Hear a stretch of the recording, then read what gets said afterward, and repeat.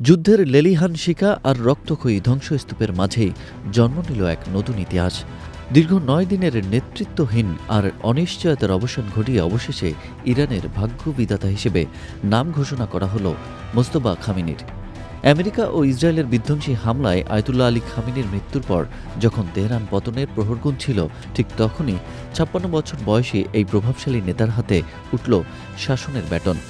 কিন্তু ট্রাম্প বলছেন এই নেতৃত্ব তার অনুমোদন ছাড়া টিকবে না। অন্যদিকে বেইজিংয়ের হুঙ্কার, ইরানের অভ্যন্তরীণ বিষয়ে হস্তক্ষেপ মানেই মহাপ্রলয় আসবে।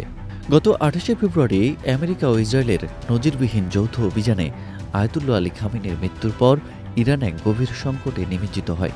বাবার মৃত্যুর ঠিক ৯ দিনের মাথায় গতকাল রবিবার ইরানের ক্ষমতাধর ৮৮ সদস্যের অ্যাসেম্বলি অব এক্সপার্টস এক জরুরি বৈঠকে বসে। দীর্ঘ রুদ্ধদ্বার আলোচনার পর ৫৬ বছর বয়সী এই মোস্তফা আলী খামেনিকে ইরানের তৃতীয় সুপ্রিম লিডার বা সর্বোচ্চ ধর্মীয় নেতা হিসেবে নির্বাচিত করা হয়। বিশেষ নিরাপত্তা বাহিনীর অত্যন্ত ঘনিষ্ঠ এবং সামরিক কৌশলে দক্ষ মোস্তফাকে এখন থেকেই ইরানের সবথেকে ক্ষমতাধর ব্যক্তি হিসেবে বিবেচনা করা হচ্ছে। ২৮শে ফেব্রুয়ারির সেই ভয়ঙ্কর হামলা কেবল শীর্ষ নেতৃত্বকেই নয়, আঘাত করেছে বরং সাধারণ মানুষকেও। মার্কিন ড্রোন হামলায় ১৬৫ জন স্কুল ছাত্রীসহ সহস্রাধিক মানুষের মৃত্যু ইরানকে এক নজিরবিহীন শোক ও ক্রোধের মুখে ঠেলে দিয়েছে।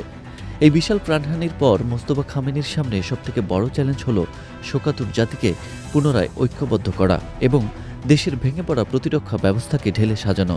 তেহরানের আকাশ এখনও সেই হামলার কালো ধোঁয়ায় আচ্ছন্ন, যা প্রতি মুহূর্তে প্রতিশোধের আগুনকে উস্কে দিচ্ছে। মোস্তফা খামেনির নিয়োগকে সরাসরি প্রত্যাখ্যান করেছেন মার্কিন প্রেসিডেন্ট ডোনাল্ড ট্রাম্প।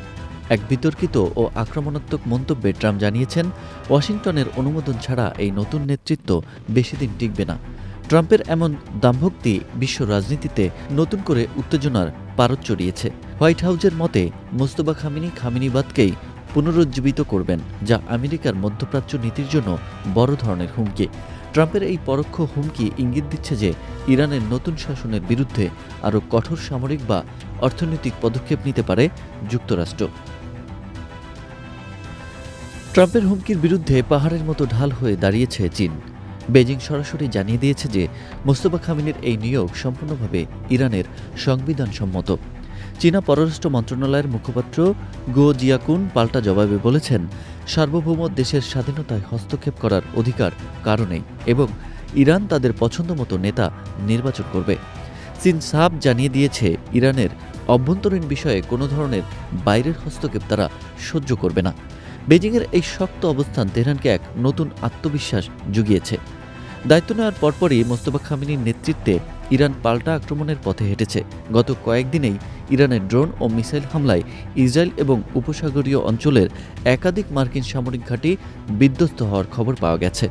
পুরো মধ্যপ্রাচ্য এখন এক বিশাল আগ্নেয়গিরির মুখে দাঁড়িয়ে, যা যে কোনো মুহূর্তে বিস্ফোরিত হতে পারে। চীন অবিলম্বে এই সামরিক সংঘাত বন্ধ করে আলোচনার টেবিলে আসার আহ্বান জানালেও মাঠের পরিস্থিতি বলছে ভিন্ন কথা। ১৯৭৯ সালের বিপ্লবের পর মোস্তফা খামেনির এই যাত্রা যে কণ্টকাকীর্ণ তা এখন দিনের আলোর মতোই পরিষ্কার।